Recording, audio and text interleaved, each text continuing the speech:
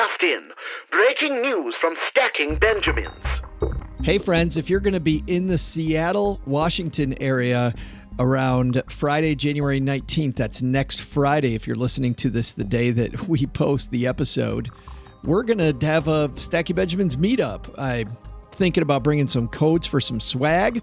We'll have some good eats, some good drinks, and I'm going to slaughter this because I'm not from the area, but I believe it's Elysian Brewing, Capitol Hill. It's at 1221 East Pike Street in Seattle, Washington. If you're in Seattle, come join us. 6 to 8 p.m. on Friday. We'll be there. Looking forward to meeting a few of you. I think we'll have a great time. If you can, let me know that you're coming. Joe at stackingbenjamins.com. Shoot me a quick line there or ping me on Facebook or Twitter, all the usual places where I hang out, and let me know. And we'll see you next Friday in Seattle. That's the 19th. All right, let's get on with the show.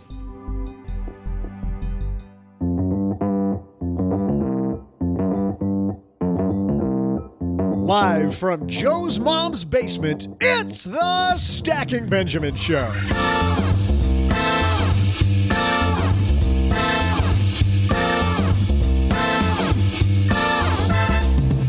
Hey there, money fans. I'm Joe's mom's neighbor, Doug, and I'm taking a break from perfecting my New Year's resolutions. I've realized that I've intimidated people with my incredible physique and general state of health, so I decided I'm going to put on a few pounds this year just to take the pressure off everybody.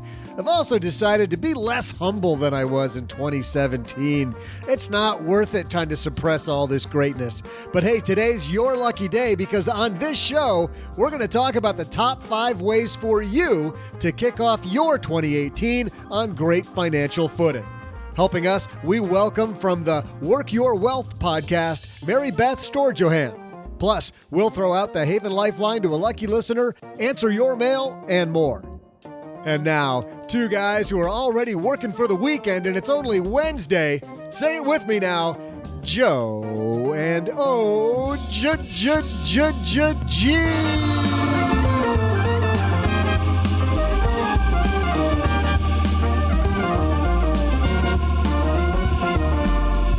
It's never too early to start working on the weekend.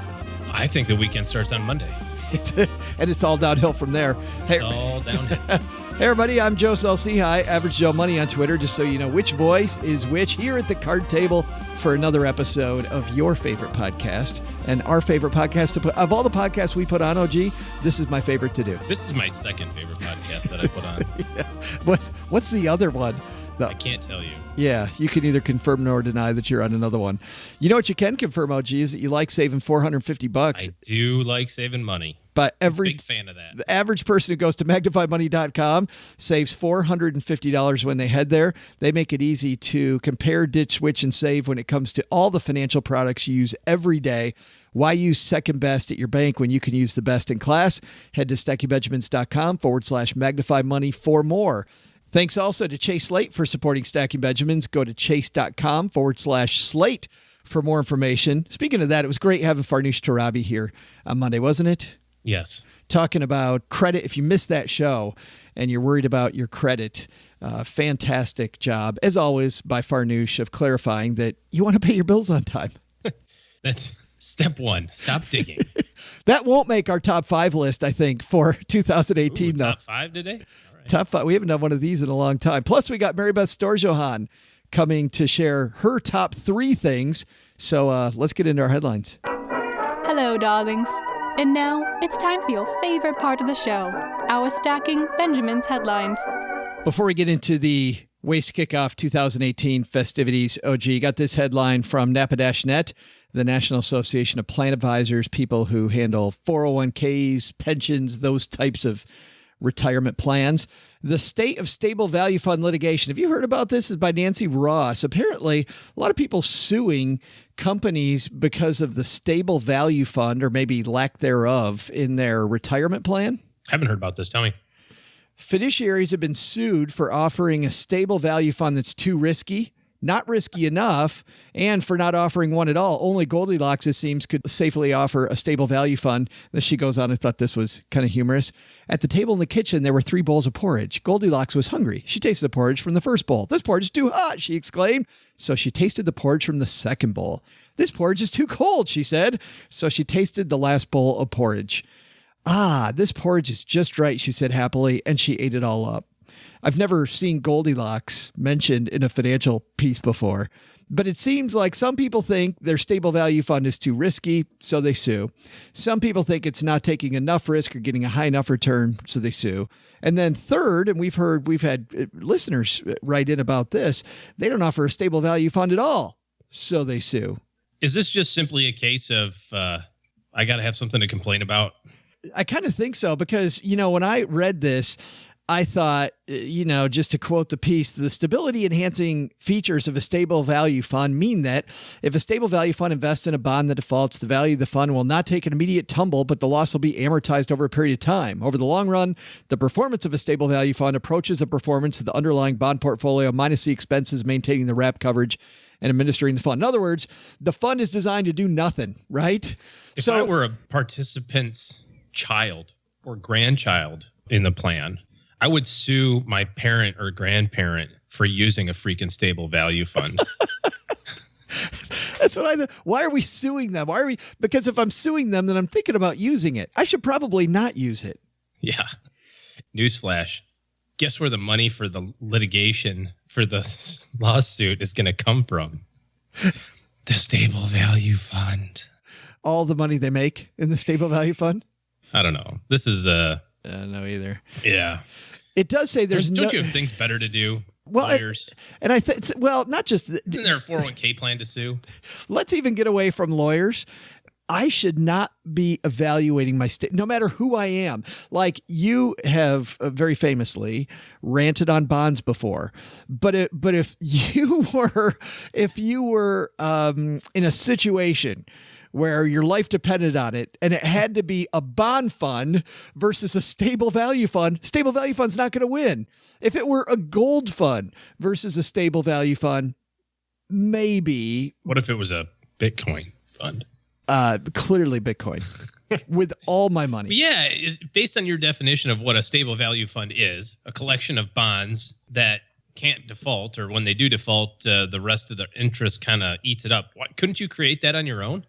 Couldn't you create your own stable value fund by just having a whole bunch of bond funds? And maybe you'd actually have a little bit higher return?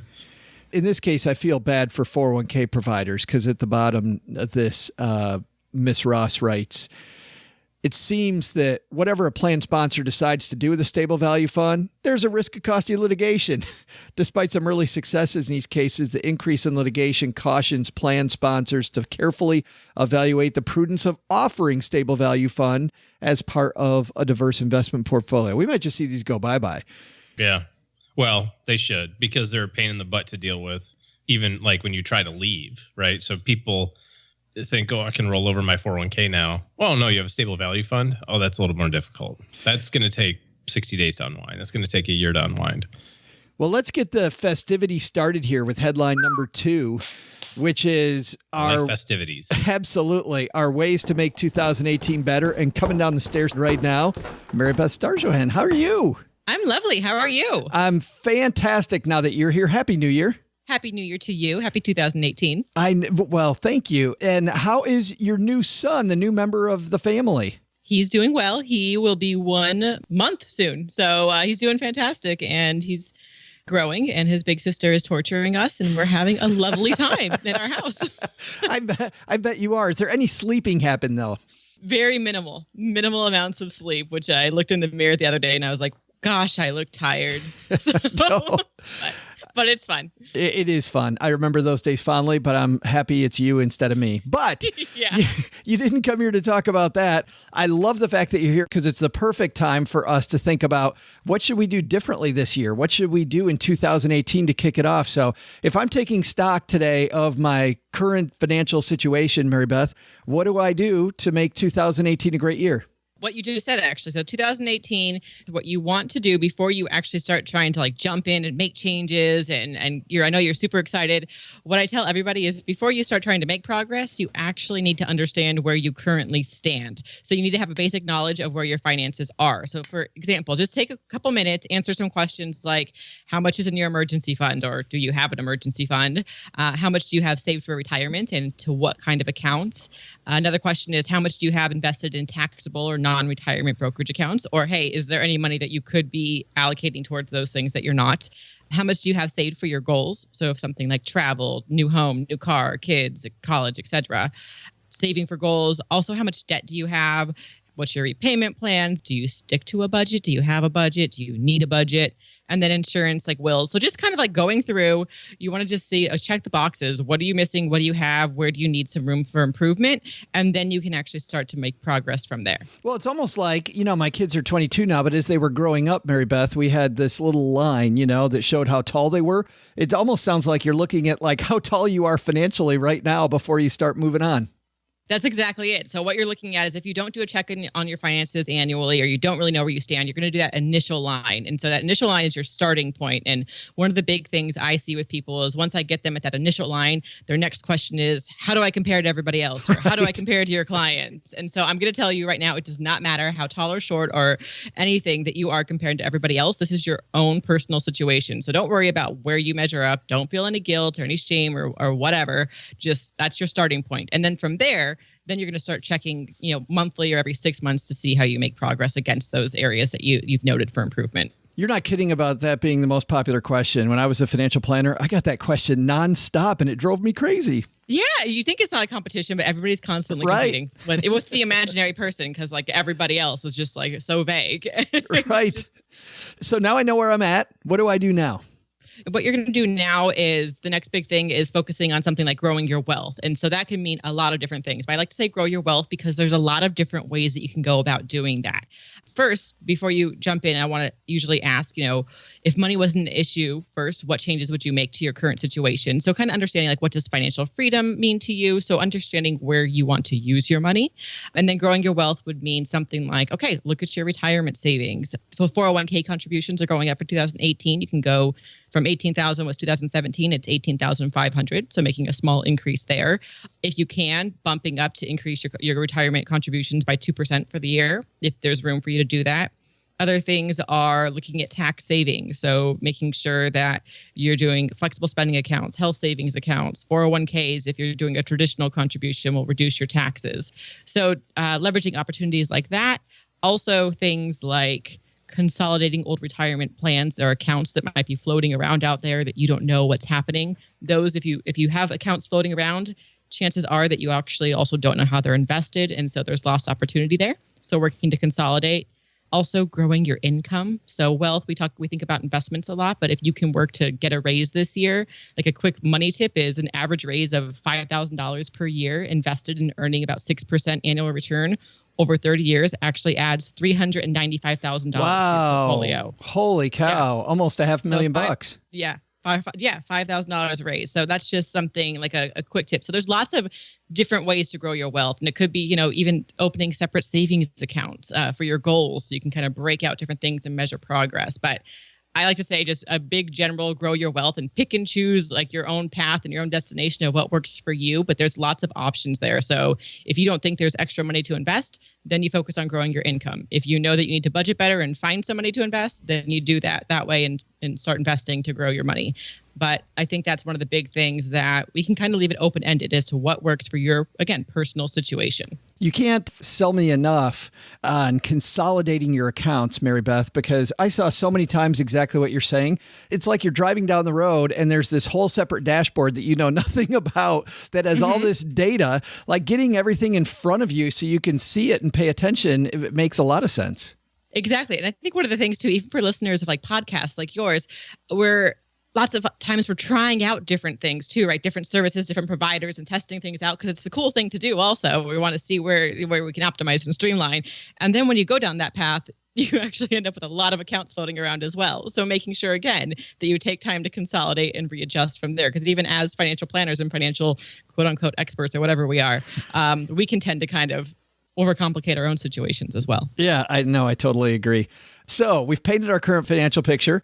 We're growing our wealth. What do we do next? The next thing that I want to say is planning for the unexpected. So this is like the less glamorous. People aren't super excited about planning for the future that we can't actually predict, but that's what the whole purpose is. We can't predict the future. So that's where you want to take time to evaluate things going into the new year.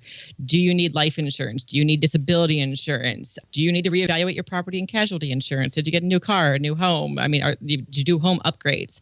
There's lots of things there. For example, like life insurance, you can get quick quotes or estimates at places like Haven Life. For disability insurance, you want to typically shop with a broker who can shop around policies for you with stuff like that.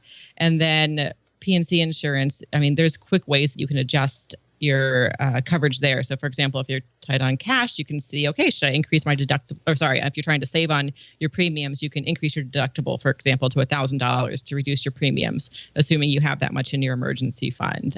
Looking again to see like renter's coverage, your liability coverage. If you have net worth or of $1 million or a high income, you want to make sure that you have something like umbrella coverage that's going to protect your assets. I think a lot of people usually overlook the insurance part because it's a little bit more, yes, time consuming and it's not super glamorous, but it's really, really important because it's going to give you peace of mind to protect your assets, your family, your income should something unexpected happen. And that's really important. If you're unable to work or if you're not present for your family, that's going to be an unfortunate situation. Yeah, that's what I was thinking as you were talking, especially on a day like today when people have family around and we're kicking off the new year. It's a great time to think about making sure that everybody's protected. So your income stream and, if something happens to you, that you've got that taken care of. Mary Beth, tell me one more thing, which is I can't let you go away without talking about your awesome podcast. How's Work Your Wealth going? Work Your Wealth is going great. So yeah, Work Your Wealth is created based off of the book that I wrote, Work Your Wealth. And it's been so fun to be able to connect with other people. I have other financial planners that I also interview on the show too, because while I obviously love what I do and I'm smart, I don't claim to know it all. And I think it's really great to have open and honest conversations with how other people are working with clients and financial insight that they have or tips. So it's been going fantastic. It's fun. It's really fun to get feedback from listeners, and it's just a completely different way. Financial planning is an old school industry, as we've talked about before offline. So it's really nice to be able to make it more engaging and exciting for a different group of people. Yeah, I love the topics that you have lately. 10 student loan mistakes you might be making, tax planning hacks and getting on track, how to financially transition from married to divorce, balancing your health and wealth. I mean, you're all over the place, which is awesome because there's something for everybody. Yeah. Exactly. And I think finances in general can be all over the place and they really intersect different parts of our lives. So our money, plays into the health side of things. A lot of people, divorce is definitely out there. So I think it's a taboo kind of topic, but I think being able to address that recently was actually really great as well, because I think people consider it, whether or not we talk about it. We'll link to the Work Your Wealth podcast in our show notes at StackyBenjamins.com. Mary Beth, Happy New Year again. And here's to a great 2018. Happy New Year to you, Joe.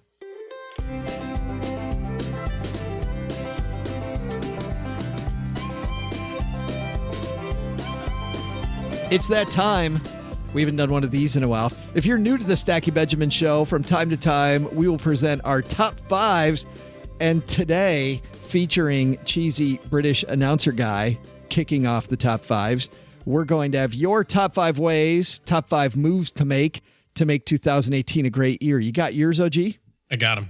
They all tied for first place, actually, my list. Like everything you do, they all tie for first place. Yep. All I do is win. Me and DJ Khaled. So here we go. Mr. British Dude. Number 5. Okay, number 5. This isn't really money related, although it kind of is. It isn't money related. It's a money show. And this is time for number. Go see a movie. Relax. Don't pay attention. Uh-oh. Hold on. I'm going to need a second to come up with numbers 4 and 3 here. Here's my number 5. You got to declutter. And so this is a little money thing. You got the Declutter app, kind of make a few bucks. You can donate stuff. Get all that crap that it's decision fatigue. It's chaos. It's hard to think clearly when you've got all this other stuff around you. And the simpler you can make your life, the cleaner that you can make your life, the more likely you are to make better better decisions in every area, including your finances. And, you get rid of some of this stuff.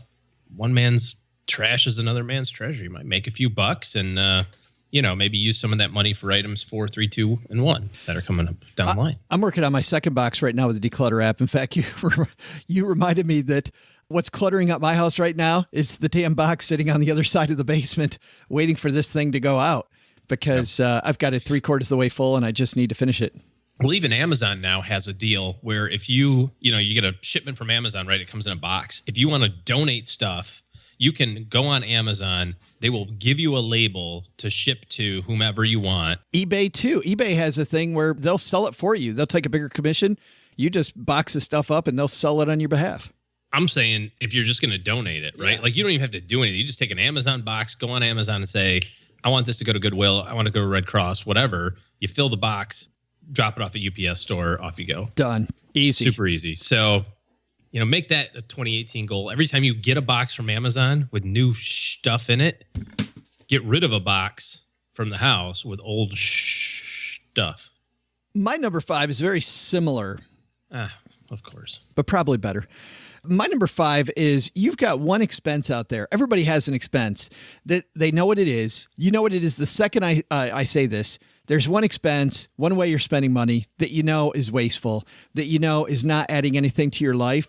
Kill the expense and raise your savings, your automatic savings every month by that same amount. So whether it's Hulu and you never watch Hulu, or it's a lawn service and you should be cutting your own grass, or make that one change, whatever it might be, right now in January, change 2018, but capture the money, right? I mean, identifying it and killing Hulu is fine if you don't watch Hulu, but just getting rid of that expense is nothing. Capture it is the key to my number 5. Okay, I like that.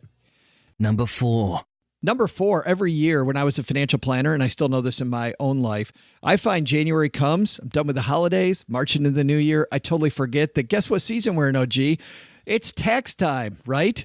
And if you start from the beginning of the year right now, making sure that you have your filing system set up so that when stuff comes to you, I got stuff yesterday from the dude who does my taxes, the loser who helps me with my taxes. Just a piece of crap. I got financial professional. I got stuff from this guy yesterday, aka OG, and Man, somebody's on the ball. And January 9th, you got all of your stuff. That's fantastic. I got a piece. I got the first piece, right? But I know what happens. It ends up being April 12th, April 13th. I'm searching for all that junk.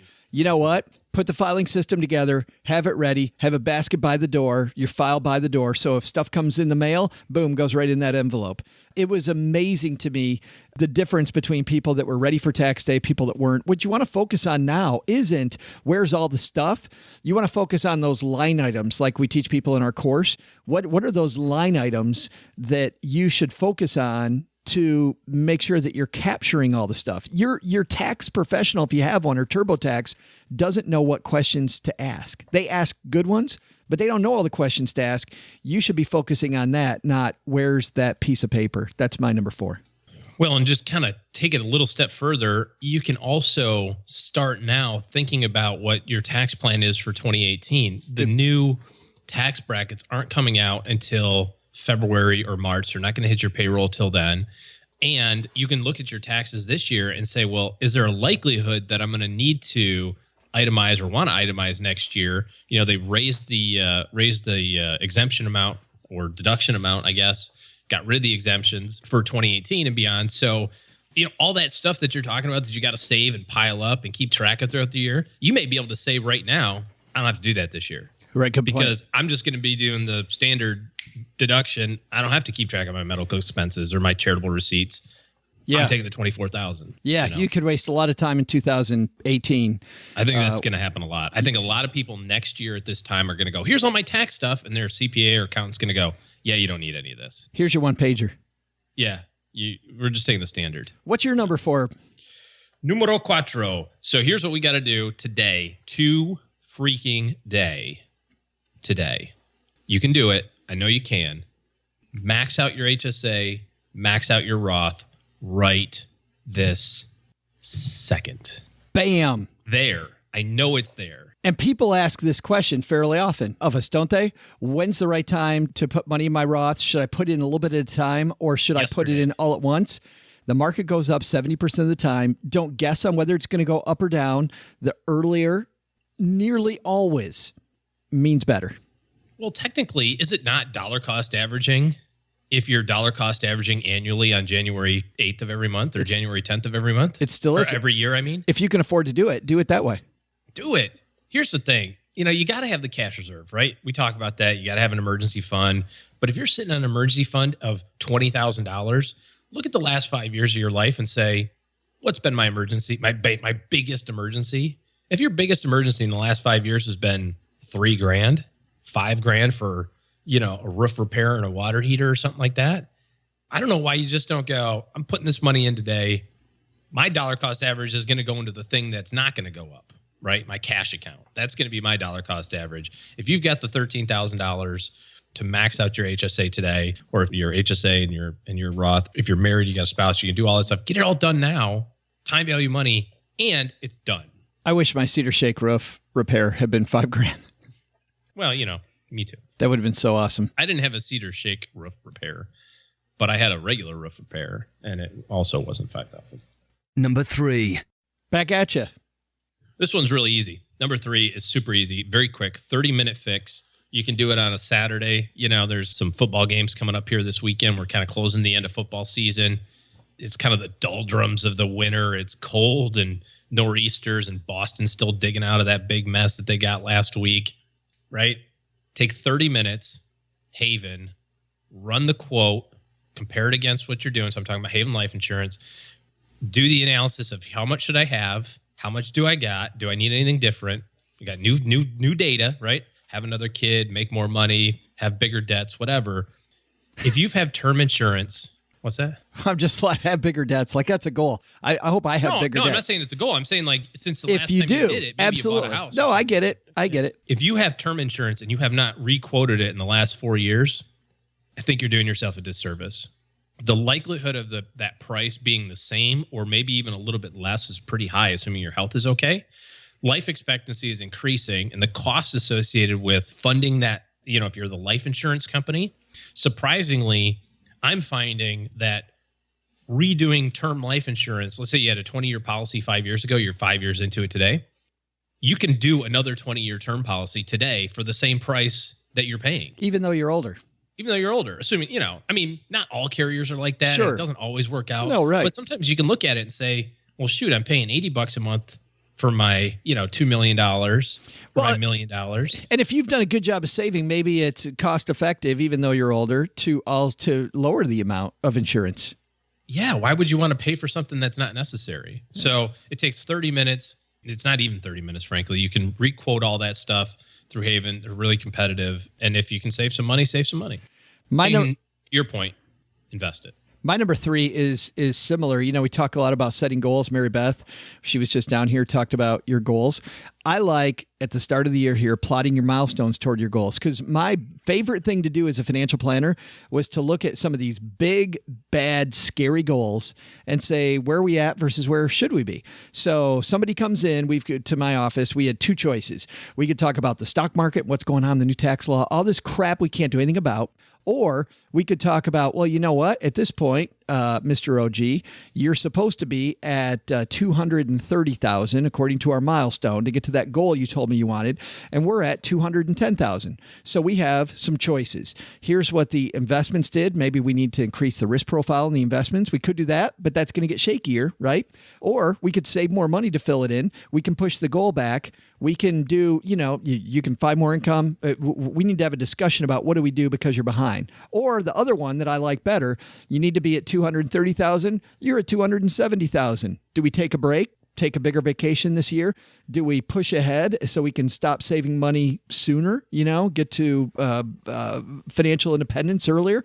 What do we do? But you can't do any of that. All of that cool planning, OG, is based on the fact that we have a clue what that milestone is. And it's not that hard to do. Great to do in January. Start the year on the right foot and figure out what your milestones are. So as you go toward that goal, you've got places where you need to be. Number 2. My number 2 is simply, I talked earlier, my number 5 about killing the expense and capturing that and raising your investments. Forget about killing the expense. My number 2 is just boil the frog, raise your investments. Every January, just say, I'm going to save a little more. I believe this guy, the Wealthy Barber, David Chilton, the Canadian guy, great book, by the way, older book, The Wealthy Barber, but he says, budgets are baloney. People do what they have to do. And when I was a financial planner, you probably see this now in your career, OG, you just tell people, hey, let's say $50 more. You don't have people go, oh, my budget, it's all in a spreadsheet. I can't find $50. Usually people go, yeah, okay. Yeah, $50. Yeah, okay, I can do that. If you do that periodically, you're going to win. So my number 2 is just find a number, raise your investments, and figure it out. I like that one. I like it a lot. Way a lot. Way like that was your number 2? No, not that much. Oh. My number 2 is to become strategic and do some strategery around your debt payoff. I love strategery. Strategery. Big. It's a $5 word. You see the stories and you read the books and you might even think it yourself, like, this is the year I'm finally going to get all my debt paid off, or this is the year that I'm going to really make progress on those student loans. But to your point from your one at number 3, if you don't have a certain milestone set up along the way, how do you know if you're making any progress? Right? Yeah. And so you got to get very strategic. You have to trick your brain into figuring out the solution. And so you've got to sit down, you've got to set all this stuff out, be totally honest with where all the bodies are buried, so to speak. But here's what I want you to do. Look at each one of those liabilities that you have, from the biggest one to the smallest one, and say, is there something I can do this minute to improve this situation? So for example, you may look and you go, hey, I got this $840 that I owe Amazon and their little Amazon Prime, freaking pay the $840 off, just do it. Like, it does. You don't have to, well, I'm paying $25 a month. Just pay the $800. Okay. Now maybe you have something that's a little bit bigger, right? You can't write that big check, but it's at 19%. And you have another credit card that doesn't have any balance on it. Why not call that other credit card company and go, hey, do you got a 0% balance transfer offer? Or go to, Magnify Money and find a 0% offer, or call your credit union and say, what can you offer me to consolidate this stuff? It's a slippery slope, of course, on the consolidation thing, right? You got to be committed. Otherwise, you end up with like double in the debt. Right. But if you go through each line item and say, what can I do to affect this today? You'll find something that you can do. Consolidate your student loans. Check out, loan consolidation plays. Redo your mortgage. There's all different things that you can do. But you won't know if you don't sit down and like literally go line by line. And you can save hundreds and thousands of dollars on interest, which will, call me crazy, pay it off faster or save the money. I'm always amazed when I talk to smart, well-meaning people that do a great job at work, very analytical people, OG, at work, who, when they talk about their personal debt, all of a sudden the analysis goes out the window and they just do it emotionally. Like, why wouldn't we apply those same criteria when we're at work to our personal lives? So looking at your debt as if you're the chief financial officer of a company and doing exactly what you said. Can I switch this debt up? Can I call the company? Can I comparison shop? Like, what can I do to make this better? People go, no, I don't want to take out another one because I don't trust myself. What does the CFO go into the CEO and go, yeah, we're not going to refinance this debt because I really don't trust myself, Harold. Pretty sure that if we we're going to have to pay this $60 million interest bill. And, we just can't be trusted with another $1 billion of loans. Yeah. Like, how quickly does that woman or man get fired? Like, immediately. Yeah. Don't need to Grow fire. up. Yeah. Act your age. Come on. Yeah. Yep. You do a great job at work. Don't get emotional at home. Do it the right way. Very cool. And here we are. Ready, Mr. British Guy? Number 1. See, I prefer the old OG drum roll, and people. That's old school. I would say there's very few people that even know what you're talking about. 95% of our audience have no clue what the heck I'm talking about. Back in the old days, OG would do this drum roll, but you got a little shy, I guess. I don't know. Yeah, I retired it. It's retired. Number, yeah, we got the number hanging in the rafters, but I can't see it.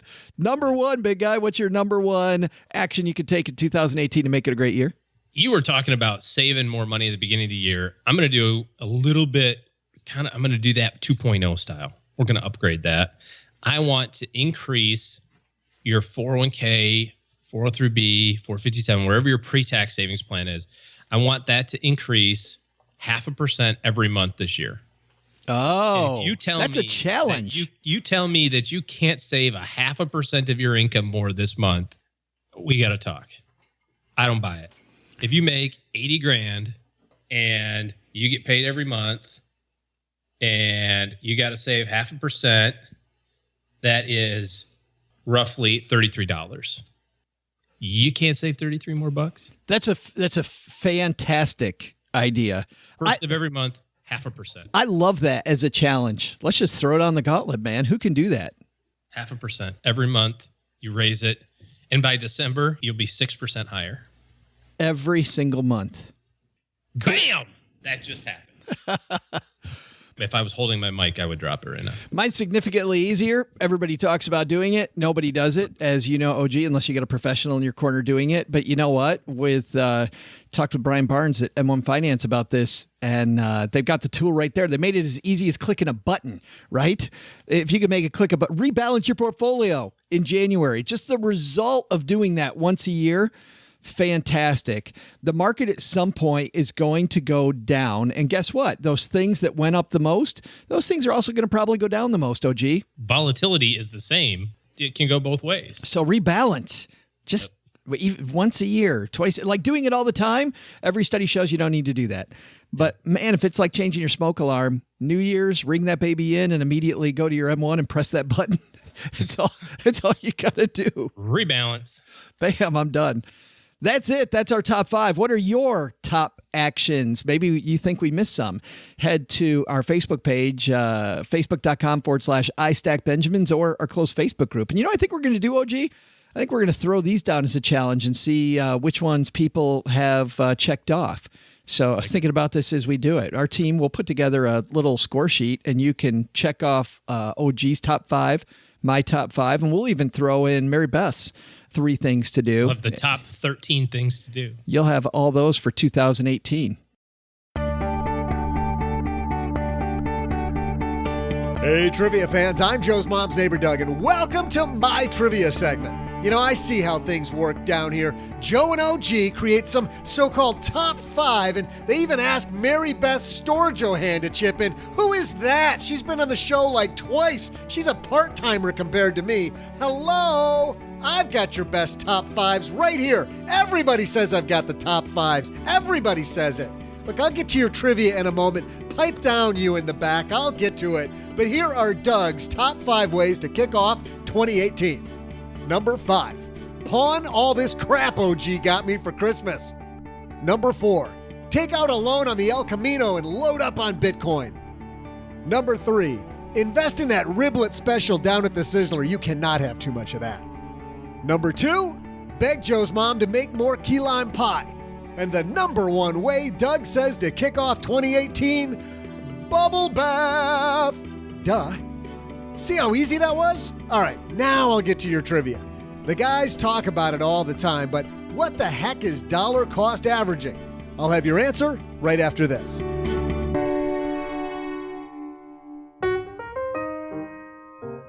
Well, big thanks to Chase Slate for supporting Stacking Benjamins. With Chase Slate, you get the insights and tools you need to help manage your credit wisely so you can move forward with confidence. We all know that tackling your personal finances can be a little nerve-wracking, but now's the time to take steps to improve your financial health and empower yourself to feel confident about your money. And knowing your credit score helps you assess where you stand and how close or far you are from achieving your goals and creating the life you want. From there, you can make smart financial decisions to achieve and or maintain a healthy score. When managed wisely, credit can be a tool that opens doors for you. From buying a house to getting a new cell phone contract, the credit information a lender requests could mean the difference between paying huge interest fees and potentially securing the deals we want. Toward that end, the Chase Slate dashboard provides Chase Slate card members with their monthly FICO score and a graphical analysis of their 12-month score history. Slate is one of Chase's most accessible cards because of its low interest rate and no annual fee. As such, it serves a large and diverse range of card members, many of whom have a keen interest in keeping on top of their finances. Visit chase.com/slate. That's chase.com/slate. Go today for more information.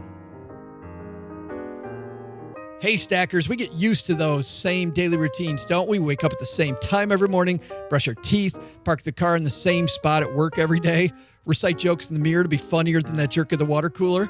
Or is that with just me? Here's one thing you shouldn't make routine, using the same credit card from the same bank just because that's what you've always done. Nick Clements from Magnify Money explains why. I mean, it's never been a better time, honestly, to find a credit card, especially given the lucrative sign-on bonuses that are out there. Chase just recently had $100,000 on their reserve card. I think we're at a point right now where credit cards are extremely profitable for large banks, and they are really wanting to get more customers. And so they're rolling out the red carpet. So I would just say if you have had a credit card for more than 2 or 3 years, chances are there's a much better deal out there for you today. So why stick with that same old card with those rewards that haven't changed in years? You can use MagnifyMoney.com to always find best in class, including better interest rates. And don't only use Magnify Money for credit cards. Nick and the team have built the site from the ground up to help with personal loans, student loans, and mortgages. Average person saves $450 in interest when they hit stackingbenjamins.com/Magnify Money.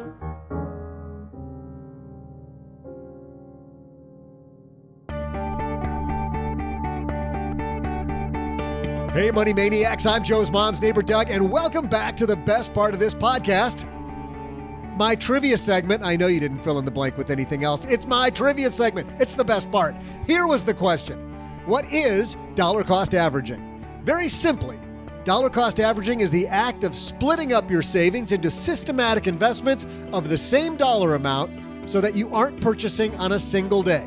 This way, you avoid buying right during a spike in the market. If the market drops, you're systematically adding funds, so you're buying more shares. The bad news? Well, if the market rises, you're missing out. However, experts like dollar cost averaging because it helps you systematically keep cranking money into your long-term funds. I do that with Joe's mom's key lime pie. One serving before lunch and then one after lunch helps you avoid the stomach ache, and you can take that to the bank. See ya!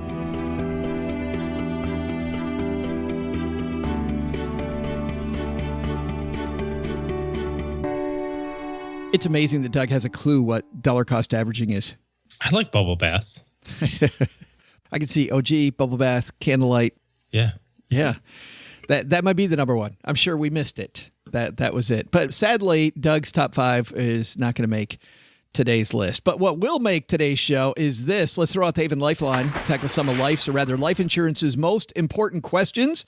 Our friends at Haven Life Insurance Agency, they're disrupting the life insurance industry. I still think of the Kool-Aid Man every time I say that. They're disrupting. Bam! Like Haven Life people crashing through the wall. Disrupting the life insurance industry by focusing on those 2 things you value most, OG. Stable value funds and Bubble, top 5 lists. I thought you were going to say bubble bath. Oh, well, that was a close third. Good 3, but it might be your family and your time. It's why they created high-quality, affordable term life insurance policy issued by MassMutual. You can purchase entirely online. And guess what? Qualified healthy applicants, they can even skip the medical exam. Head to stackingbenjamins.com/Haven Life now to get a free quote and learn about life insurance the modern way. Still, no calls into the Haven Lifeline, so we can't give my favorite t-shirt, the greatest money show on earth circus shirt. But we do have a letter from Wendy. We'll throw out the Haven Lifeline to her. She says, I listen to you guys all the time. You need to address us lifetime freelancers. When it's good, I squirrel away as much as humanly possible, pay off debt, throw money at IRAs, SEPs, load up on savings, and find as many business deductions as you possibly can. Then the work stops and stops. You have assets, you sell assets, raid the IRA, pay it back. Now I'm over 60, love the market, feel fearless and not afraid. Just sold a house, bought a cheaper home, and I swear all the equity is not going to be raided. Oh, love the life and the work. There's actually a bunch of us out there like me. So let's talk to Wendy for a second. Wendy's question, what do I do so I don't have to raid the IRA, OG? How do I make it so this boom-bust cycle kind of stops for people like Wendy? If you have that volatile of cash flow, you have to recognize that and plan in an emergency fund or a cash reserve accordingly. The second thing that you have to do is make sure that no matter your boom or bust, you keep your lifestyle costs flat. You and I, Joe, talked about this years ago about being an advisor and how some months are better than others and some years are better than others, but you can't inflict that volatility on the rest of the family. And so you find kind of that lowest common denominator number, right? Like, I know I'm going to make $2,000 a month, and build your cash flow at $2,000 a month. And all of your business revenue goes into another bucket. And all you do is you take that $2,000 a month out. So if you get a $10,000 check that month, that doesn't mean anything to you. You're still getting paid your $2,000 a month. And then once a year, you can reevaluate and look at the bucket of business cash that's there, contrast that against what your projected year is going to look like revenue-wise, and then say, all right, now I can give myself a pay raise. I can do $2,500 a month now. Where you get into trouble is when you do have those, great years and not so great years. You got to get ahead of it. And that's the only way that I know how to. Yeah, the worst thing you could do for yourself, Wendy, is ramen noodles, bam, big steak dinner, right? Because A, that's not healthy to eat that way. But B, what you find is that when that income comes in, you buy a bunch of stupid stuff that you feel like you deserve because finally I have a paycheck. So divorcing your income from your expenses, to OG's point, I think is the place to start. So you got to start low. Make sure you've got enough money to afford maybe 3 or 4 pay cycles, whatever that is, if it's monthly or twice a month or biweekly, whatever you decide to do. Make sure you've got enough money to sustain yourself for that amount of time till the next check comes in, and pay yourself enough that you can keep that rolling. And then your income stream and all your savings are based on that. So OG, I do that too, by the way. Your savings into your IRA, make that come out of that paycheck. And set that up officially. You can do it with any of the companies out there. We use Xero for one of our paychecks. I use QuickBooks for another one. There's lots of payroll companies out there that you can use.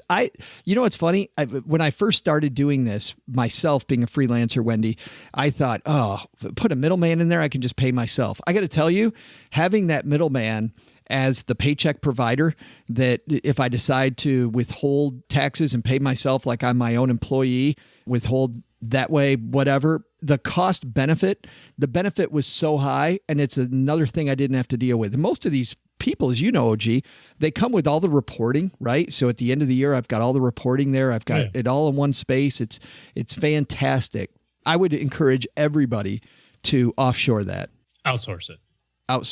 Well, I like sending it to the Caymans, which is why I said offshore. But that might not be so good. Thanks for the question, Wendy. If you'd like us to throw out the Haven Lifeline to you, head to stackingbenjamins.com/voicemail. We also get letters down here in the basement, and Doug brought down this letter from Beth. Beth asks, hope you guys be able to help me and my boyfriend with a messy tax restricted stock units question. Second in a couple weeks on restricted stock units. She said, or point me in the right direction for research. My boyfriend's been in a tech company for nearly 6 years and has received approximately 2,300 units of restricted stock that have vested, and also receives about another 150 units every 6 months or so, depending on what projects he's done. He's very hands-off, as in he's currently sitting on all of them. He hates dealing with money and has passed the task of diversification off to me. I'm pretty confident with pouring the majority into index funds, but the part I'm hoping to gain some understanding on is the tax implications. I know selling them's time sensitive, something to do with long or short-term capital gains, but that's about all I know. Can you offer any guidance on how to get this under control? I hate having all our eggs in one basket. Thank you. Thanks for the question, Beth. I'll start off with great question for your personal tax advisor, and we're definitely not that. We just can point you a little bit in the right direction. But OG, with that caveat, let's help Beth with some RSUs. Yeah, at the end of the day, I mean, you said it right there, right? You've got to have somebody in your corner, I think, to be able to help time this strategy out, because you don't want to follow it up from a tax standpoint, and then also you don't want to look at it only from the taxes and be, under diversified. So as part of an overall comprehensive tax plan or financial plan, I think be well suited to find help. But here's the answers to your tax questions. So restricted shares, you pay income taxes on them when they're granted at the current value. If you hold them for a period of time, then you're going to pay long-term capital gains on them. So they have a vesting schedule. So let's say that the vesting schedule is, you get 120 shares and they vest in 3-year increments. So every year for 3 years, you get 40 shares available to you. The difference between what you were granted them at and what you sell them at down the line is going to be taxed as a gain. So you are going to have some taxes due when you liquidate those shares, but they'll be due, at the following tax year. So good rule of thumb is to hang on to at least 20% of the exercise amount to send back to Uncle Sam. Here's the other thing you want to be aware of. If you have a big year of capital gains, that may cause your tax bill to go up quite a bit. And if it goes up a whole bunch and is relative to last year's tax bill wasn't as much, for example, you could find yourself in a penalty situation with the IRS because you didn't withhold enough. So you want to work with your tax professional there too to make sure that, hey, if you exercise, $100,000 worth of stock and you're going to owe 20 grand in taxes, make sure that you set it up so that you pay that 20,000 during the calendar year, as opposed to waiting until the following April to pay it, because you don't want to have an underpayment penalty that following year. In a lot of plans, and we address this with a note, I believe, from Steve, which was, in a lot of cases, the company will allow you to sell additional restricted stock to pay the tax on the stock so you don't have anything out of pocket. We encouraged him, and we'll encourage you to try not to do that if possible. But if you have to, you can also do it that way. Yeah, I mean, it's kind of tomato, I guess. You sell stock and some of it has to. But before, I guess I'm saying before you rebalance it, right? Right. If you cash in 100,000, don't take that 100 and put it into the market. Put 80 into the market and hold on to the 20 for your tax payment. And then at the end of the year, when you get it all settled up, maybe you only owed 10, then you can put that other 10 back to work. Thanks for the question, Beth. If you've got a question, once again, head to stackingbenjamins.com. At the top, it says question for the show, and that will show you all the ways that you can reach us here in the basement. Thanks to everybody who's left a review of the show. I was reading another of the reviews to Mom. You guys are so funny. I just can't stop laughing every single time. And I'm going to go back to an older one. I think I missed some because I don't remember reading this one. This is a review from Steiny31. Says, like a fine wine, Joe and OG keep getting older. Haven't learned a thing. And that's the way I like my podcast. But really, it's one of the most entertaining financial podcasts around. See how easy that was? Thanks, Steiny31. That one belatedly going on Mom's refrigerator. And if you can write a review, we'd appreciate you telling people what they're getting into with the greatest money show on earth, the circus that's a Stacking Benjamin show. Finally, if your money's a circus, and that's another bad transition, and you need help in your quarter, OG's taking clients. What does it take to get him and his team helping you? Head to stackingbenjamins.com/OG for more about that. We'll leave that right there. All right, that's going to do it for today. On Friday, guess what? It's OG's first time working Friday. You're actually going to work a full week. Take a dare, man. Yeah, it's we talk a little bit about that, how kind of going to have to talk about my salary. Probably. It's got to go up a little bit. Probably got to, yeah. We'll maybe talk about that Friday. OG, Len Penzo, me in the basement on Friday. Going to be a lot of fun.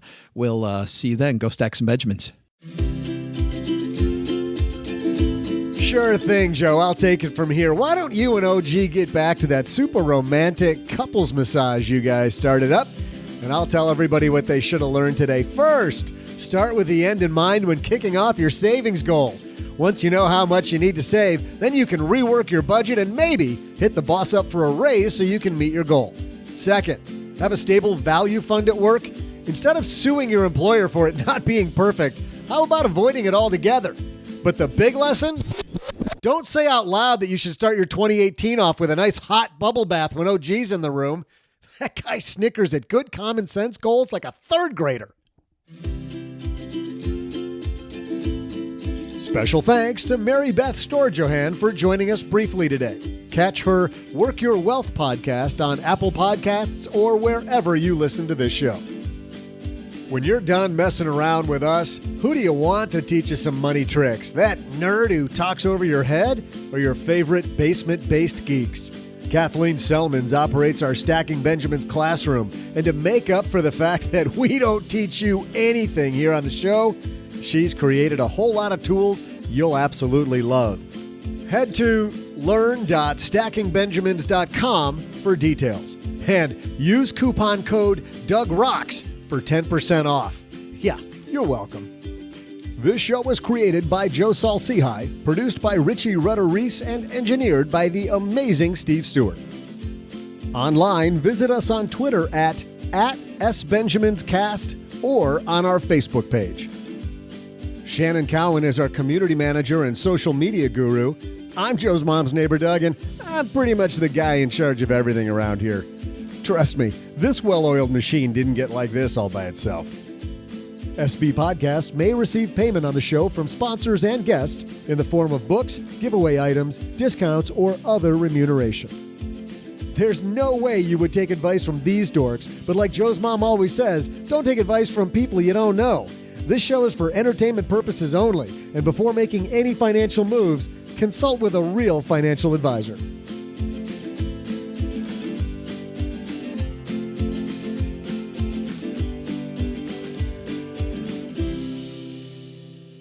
Special thanks to Joe's mom for bringing scented candles down to the basement. Nothing says podcasting with a bunch of dudes like scented candles.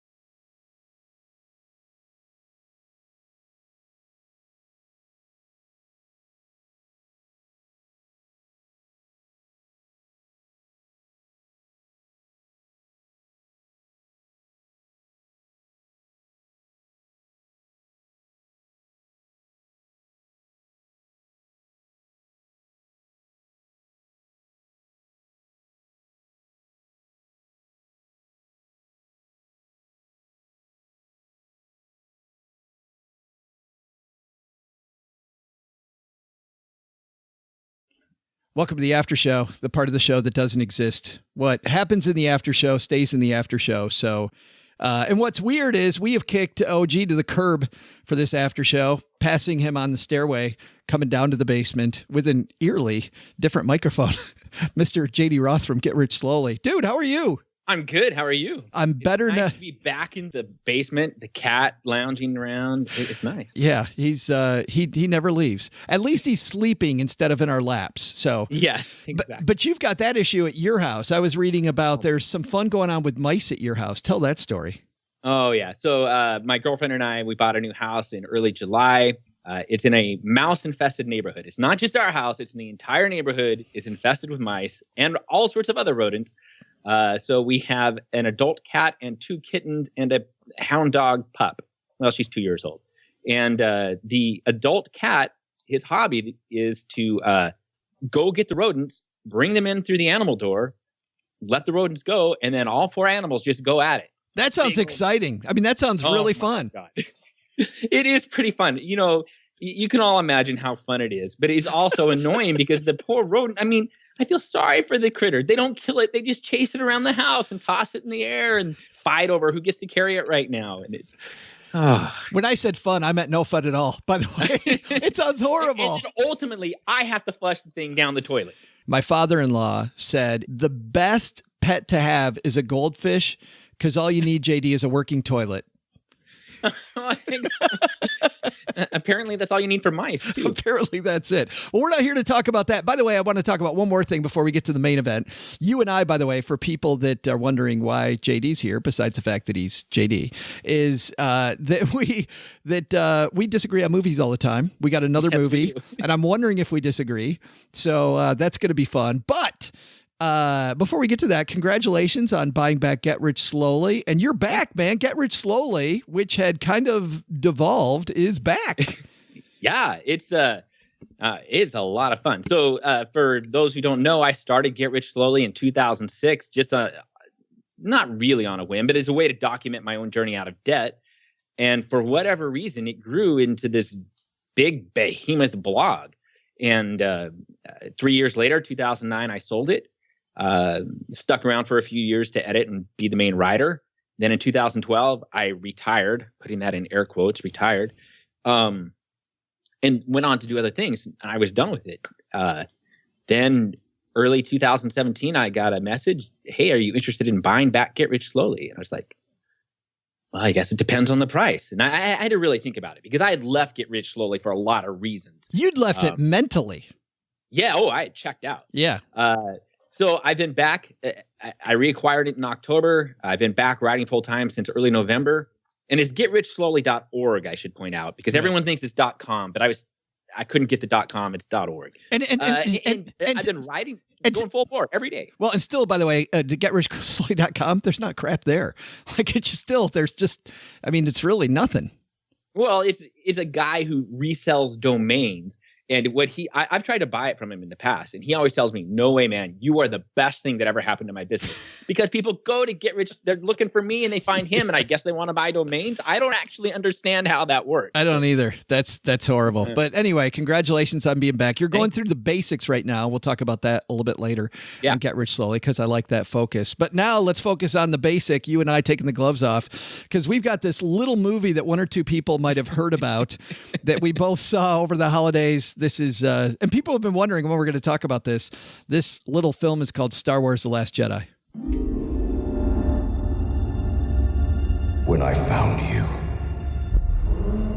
I saw raw, untamed power. And beyond that, something truly special.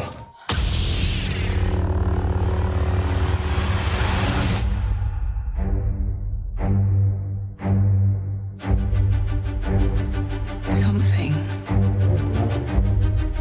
inside me has always been there. But now it's awake. And I need help.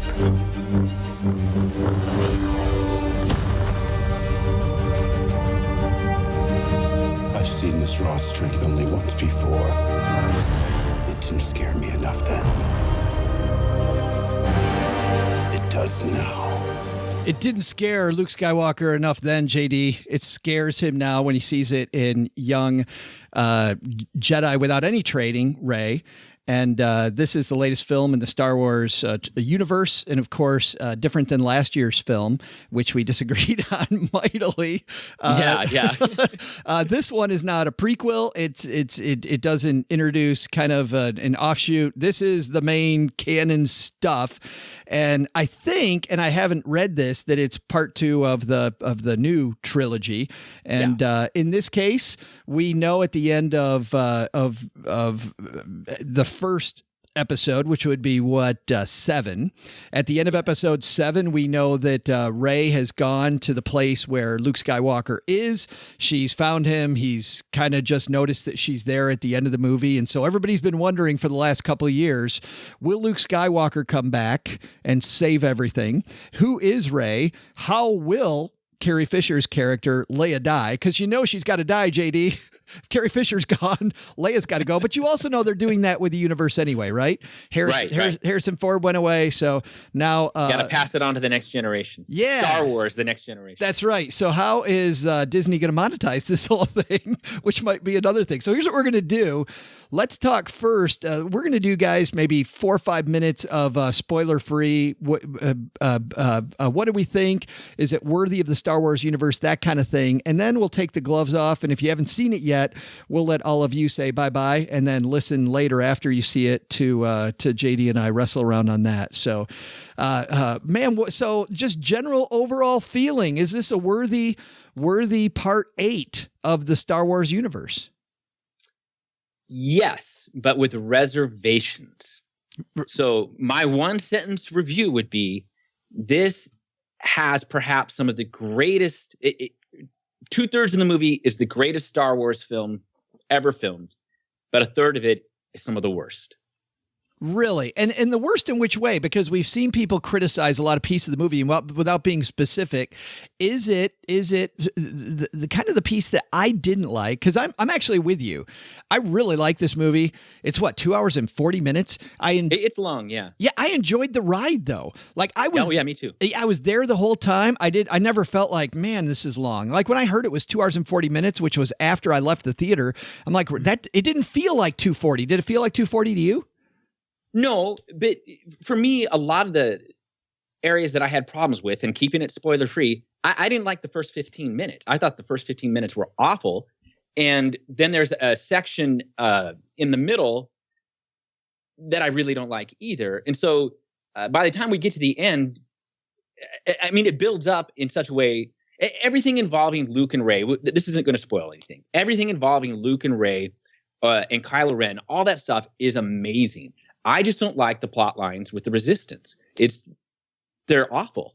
But I'm wondering if those plot lines with the Resistance, my whole thought, because really you could take all of that away. You could take you could take most of it away and you still have the movie, right? Yes, you do. But I got this feeling, JD, that those were this being a little bit Empire Strikes Back-y, meaning that it's not a film of itself, it's part of a bigger universe. Yeah, it's in the middle. Yeah. That's leading to something. I mean, there's a strong feeling that I saw with the scene right at the end. There's a scene with the little boy right at the end, and I won't say anything else more, that made me go, oh, maybe this whole throwaway place, this whole throwaway thing ain't so throwaway. Well, you've got a point there, because I feel like it's like, I don't even know what would you call it? A coda, I guess. It's just this coda tacked on at the end of the film with this young boy. And to me, that's not setting up episode 9. That's setting up episodes 10, 11, and 12. Right. Whole different thing. But I also, it almost feels like an afterthought too, though. I mean, I don't know whether that was actually in the original script or whether it was something they developed as they were filming it. And they thought, oh, this would be cool. Let's add this, because it's just a very quick bit. But it is really cool. And it's actually a very powerful moment. What do you think about the new characters versus the old characters? Do you like them as much? Yes and no. My absolute favorite character in all of the Star Wars movies is Rey. I think Rey is amazing. She kicks ass. On the other hand, I don't like Poe Dameron. I'm sure that Oscar Isaac's a nice guy, but any scene he's in, I feel like, at least in The Last Jedi, can just be removed. It doesn't need to be there. But I love that character, man. I love that character. He's so cocky, he's so dashing, he's so let's just go for it, man. But maybe it's just the way I don't know. Maybe it's just the pieces of the plot he's in then. I felt like I learned from him during the movie. Like I learned from him that maybe I just need to shut up and listen. Like we all know people. Joe identifies with Poe. Joe is Poe. I do. Like I gotta write that down. I gotta stop talking so much. But seriously, there are times in your life, and this is a big thing that we learn from Poe, without getting into spoilers, which we'll do in a second. That maybe you just gotta shut up. Just sit down. There are other leaders other than My you. My girlfriend tells me that all the time. And have you ever listened to her? Only when she's angry. You're like, what? Did you say something, Joe? I don't know what you're talking about. But so then what you're saying is your problem then is more with the writers than with the character. Yeah, and it's not like, again, 2/3 of this film is just amazing. So yeah, maybe it's the way Poe is being used. At the end of the movie, he's okay. And I'm trying to remember back from The Force Awakens. No, he was okay in The Force Awakens. Yeah. So it's just in this film. I mean, there's the very first scene. We can do it spoiler free. The very first scene involves Poe taunting. They're not. What are they? The First Order now, not the Empire. Right. Taunting a general.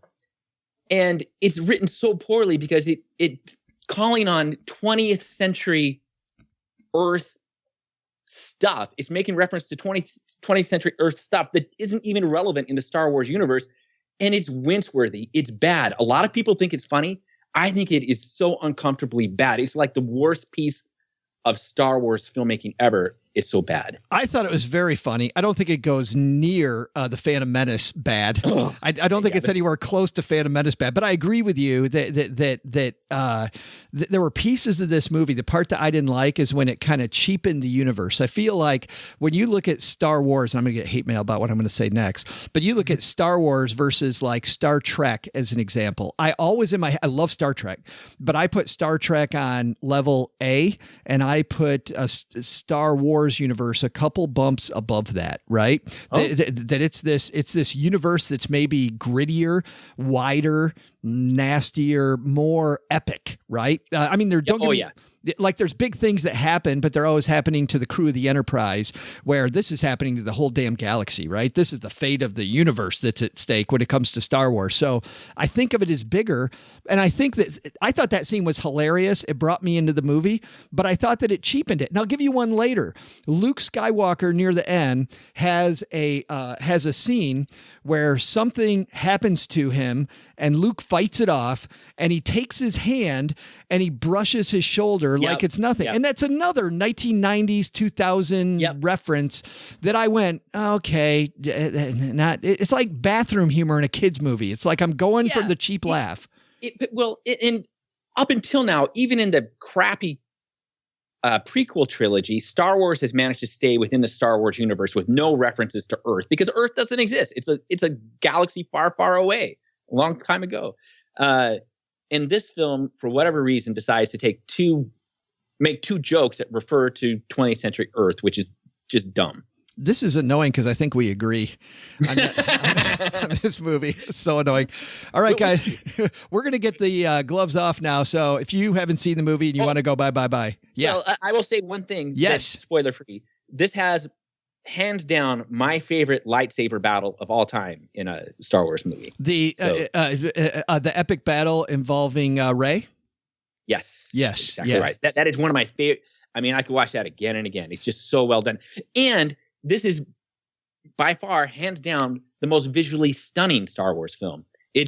It's gorgeous. Just visually, it's gorgeous. That's where I felt like Disney used their money, put their money behind it in the right way, right? I mean, don't get me wrong. George Lucas was never one to shy away from another special effects scene. But I think that Disney just said, we're throwing the kitchen sink at this because it is beautiful. I hate seeing movies in 3D.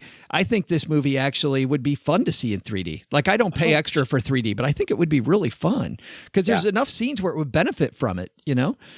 We're going to take the gloves off now. We're going to talk in spoilers. We're going to talk about the entire movie and the stuff we liked and didn't like in gritty detail. So you've been warned. So here we go. 3, 2, 1, bye-bye. All right. Here is the thing what's the thing that bothered you the most? Honestly, and I read about this when I read the reviews, when the reviews came out, the embargo came off, all the critics complained about it. And I thought, they're just making shit up. They're not. The whole subplot, with Rose and, why can't I think of his name now? I mean, Finn, Rose and Finn going off to find the code breaker is so unnecessary. Oh, and BB-8 being some sort of superhero who commandeers Scout Walker and stuff. It's just awful. It's so bad. Joe, it makes me wince. And there's another thing. But it doesn't me. It doesn't me. It doesn't me for one reason. Once again, I think it's building. I think it's building on the fact that we saw in another scene that Rey, we find out, right, that their big buildup. Who's Rey's parents? Yeah. Rey's parents are nobody. What'd you think about that? I thought it was awesome. It's fantastic because one of my biggest beefs with the Star Wars universe, especially the prequels, is how everything is so incestuous. This is a vast, vast universe, but we're meant to believe that all the power and all the interesting stuff is just happening to this small family of people. That's bullshit. So all of a sudden, we've got this interesting character who has no connection to anything, and she's the most kick-ass character in the entire series.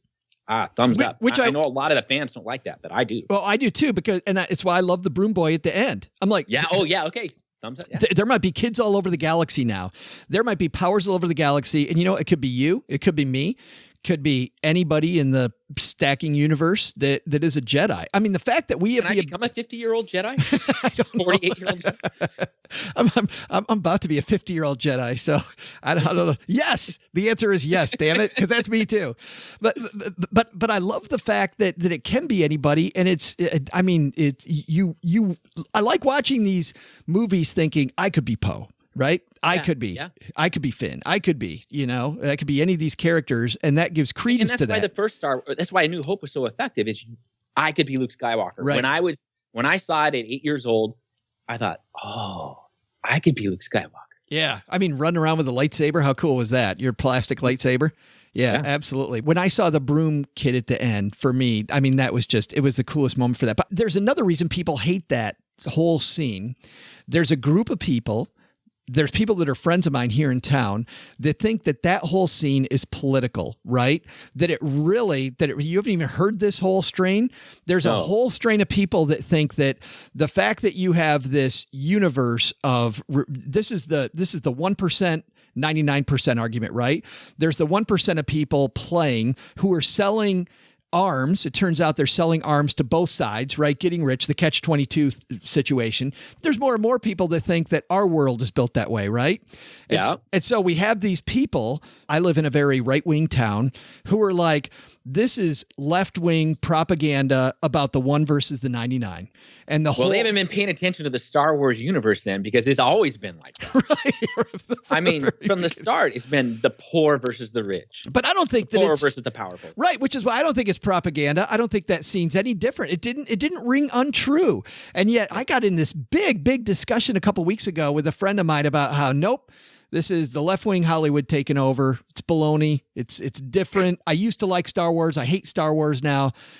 Well, I hadn't heard this. Oh, no, then they're not paying attention to the previous. The original trilogy and the prequel trilogy all have elements of this. So did The Force Awakens. You've got the people in power, the people who are wealthy, taking it. I mean, in The Force Awakens, you've got Rey, who's out there scavenging parts from a Star Destroyer and taking them to this merchant in town, and he's screwing her over. I mean, this happens all the time. Well, and that's what frustrates me. I told my buddy, I'm like, wait a minute, you're arguing if we back up, I mean, this is the capitalist argument, right? That anybody can do anything. So this should be the argument that you love, is that anybody can do this. Exactly. Right? It's class mobility. I know. This should be the right-wing argument. But I think that a lot of people, as you know, politics has gotten so bad, JD, that people see a ghost around every corner, left and right wing. Yeah. So I wanted to ask you about Leia. Leia using her Jedi Force in space. That one rang untrue to me. Like, that was the one that I'm like, it was. Well, right, but they didn't know she was going to die. But I guess they knew she was dead when they were editing the movie. So I'm trying to think now if the others. Oh no, she plays a big role at the end, so she had to be there. But I thought it was interesting to watch Carrie Fisher in The Force Awakens and The Last Jedi, because she seems so stiff. She seems so unhealthy. It seems like something's wrong with her. I mean, I don't know anything about her health history and why she died. I didn't pay attention to that. Yeah. But a lot of people have praised her acting in The Last Jedi, and I'm neither here nor there with it. It's like, she did the role. Yeah, she did the role. Last thing that people complain about, which was a complaint I had about the movie, and I didn't complain about it until somebody said this to me. They're in big trouble. The First Order, or whoever, right on their tail. They have they have this tracking device. They can't get away no matter what they do. They realize it. How kind of lazy is it that we're screwed? Holy crap! There happens to be this mining planet that nobody's talked about the entire movie, and I know. With 20 minutes to go, we have this perfect place that we can go. Give the audience a hint. And I'm going to talk about one part. Okay, so the third of the movie that bugged me basically had everything to do with the Resistance. The first 15 minutes were nonsensical. The whole on-hold bit with General Hux, so stupid. I know you think it's funny. I don't think it's funny. Anyway, it took me right out of the film. I was worried that I wasn't going to like it. And then the whole bomber thing, you've got bombers in space that are going to drop bombs in weightless environments. I know Star Wars has never been like following the physics exactly, but this is really bad. How are you going to drop bombs in a weightless environment? That makes no sense. Well, if they're magnetic. Well, maybe if they're magnetic, but then why aren't they just sticking to the ship? Right. I mean, I don't get it. So maybe if they had some sort of propulsion device, I don't get it. It looks cool, but and then the entire time with the chase, anything involving the Rebel fleet or the Resistance fleet, I do not like, including the subplot going to the gambling world. So when they make that final jump, and then the First Order comes after them, and they're chasing each other. It's bizarre. What, all the ships have the exact same top speed? Nobody's pulling away or falling behind? I know the Resistance ships all of a sudden stop and list upwards, which makes no sense also when they run out of fuel. When you run out of fuel, you're just going to list upward? What? Keep going. It's inertia. But so I don't get why nobody's pulling ahead or falling behind. It's dumb. It's dumb. On a gut level, I just felt, I'm like, how convenient. Like how just flipping convenient. I'm doing this Aaron Sorkin masterclass, which is very good online, doing it at my own pace, how drama is written. And he says, don't have somebody just shoot somebody with a gun in the third act. Introduce the gun at the beginning of the play. Right. And then have the gun come back. Because if you just introduce a gun at the end, people are like, 101. Yeah, but he's like, why the hell did gun? And that was my first thing. I'm sitting in the theater. I'm like, really? All of a sudden we got this planet. So not good. So I've talked about the things, my 1/3 of the movie that I'm complaining about. Yes. Let's talk about Rey. Everything involved with Luke and Rey, I think is amazing. And I know a lot of people have problems with Luke's attitude, tossing the lightsaber over his shoulder, drinking the milk. But I think the milk actually serves a purpose. What's the purpose? It's showing that he's being survivalist. So he's walking around. He's just surviving day to day on the island. Where does he get his protein? He gets the milk. He goes and he spears the fish with the giant spear. Right. I think it serves a purpose. It's a little weird. And plus it's an homage to the A New Hope with the blue milk. I like that. I like everything involving Kylo Ren. I think Adam Driver and Daisy Ridley are hands down the best actors that we've seen in Star Wars films. They're well, except for maybe the villains. The villains are always. It's funny, but you're pointing to the scenes too that have the most humanity. I mean, they're the scenes that are most about, Luke's fear. I mean, that all revolves around Luke's fear and Rey's quest. I mean, her who am I, right? Which is the human condition. Who am I? And we're all kind of going through this fog together. But man, you can clearly see it with her. Yeah, absolutely. And I just love watching her progress. I think Daisy Ridley does a good job of just subtly conveying what the character is going through. And that battle on the bridge with Snoke, man, that is my favorite battle of all time. I just love everything that happens there. I love the drama. I love the visuals, especially the fire that eats away at the curtain until you're revealing that this battle outside. Yeah, it's just fantastic. Especially that you don't know who's on what team. Yes, it brings, and I still don't know who is on what team. Right. I mean, we think we know now at the end because Ren has taken over and he's proclaimed himself supreme leader, but I'm not really sure. And Rey has shown this propensity to just go to the dark side, so who knows? I mean, I love that ambiguity. Yeah, me too. Yeah. Because it's real. It's real. Nobody, okay, I shouldn't say nobody. Very few people are wholly good or wholly evil. And even the people who are wholly evil, they don't think they're evil, which is one of the Benicio del Toro's character, the Codebreaker. He says something along those lines. He talks about how, the good guys and the bad guys, it's just a matter of perspective. And I thought that was amazing. Well, dude, thanks for hanging out. Yeah. Thanks for seeing the movie a couple times.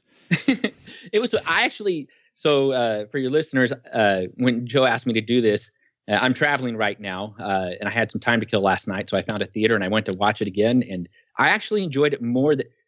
I hated the parts that I hated even more this time, but I loved the parts I loved even more.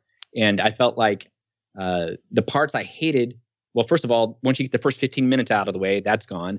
And then you've just got that middle section that I don't like. And then everything else I love. And so I just, oh, wow.